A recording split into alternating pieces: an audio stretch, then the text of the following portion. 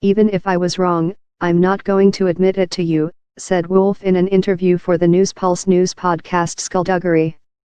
Mueller's office said that the documents described by Wolff do not exist, and Mueller himself, in his only statement to the press, emphasized that due to Justice Department legal opinions, charging the president with a crime was therefore not an option we could consider.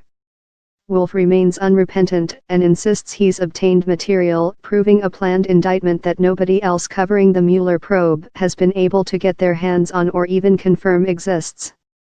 There's no other reporter who's produced documents or even claims to produce documents, he said. I am the only person who might begin to claim to have some insight here. In the Skullduggery interview, Wolff repeatedly brushed aside questions about the authenticity of his claimed documents, including why the title of the supposed indictment he quotes from United States of America against Donald J. Trump is conspicuously different than the wording used in all other Justice Department indictments. They read, United States of America v. the defendant, not against. Maybe not draft indictments, maybe not this, I don't know, Wolff said when asked about the odd wording on his claimed indictment.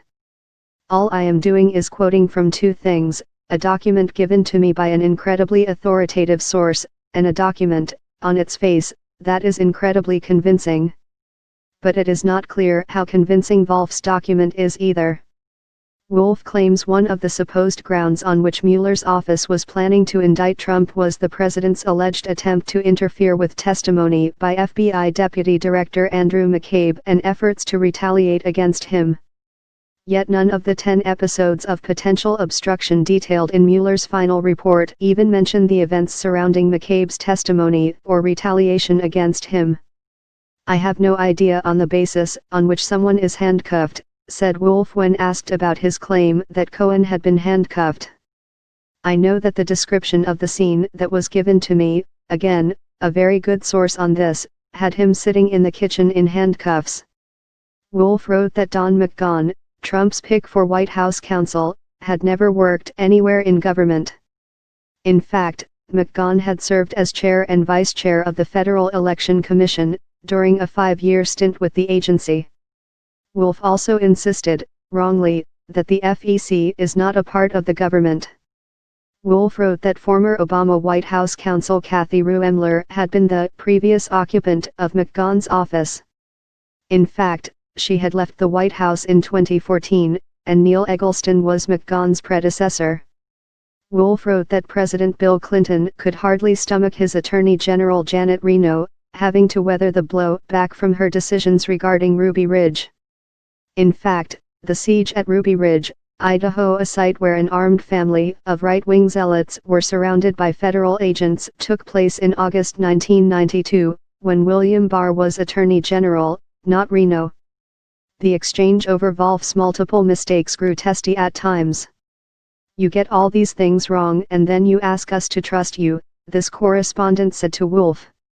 No, you get these things wrong, Wolff retorted. This critique is bulls. Wolff insisted that none of the questions about his accuracy matter or are significant, noting that he had faced many of the same criticisms about his last book, Fire and Fury. The object of this book, as with the last book, and I remember I went through the same thing with the last book, is about trying to recreate life in Trump world, he said. It's trying to give readers a sense of what this experience is, of what goes on here, of the tenure, of the language, of the emotional life of Trump world. Wolff claimed that due to being a New York-based journalist for the last 40 years, I know these people. I have an access here that most other people involved in this story do not have. Yet most of Wolff's sources are anonymous, with the notable exception of Steve Bannon, the former White House strategist who was banished from Trump world in August 2017 and hasn't spoken to the president ever since. Pressed on his sourcing, and whether he would release copies of the supposed Mueller draft indictment memos he claims to have gotten, Wolff averred. He couldn't release copies, he said, because that might expose one of his anonymous authoritative sources. You just have to trust me, he said.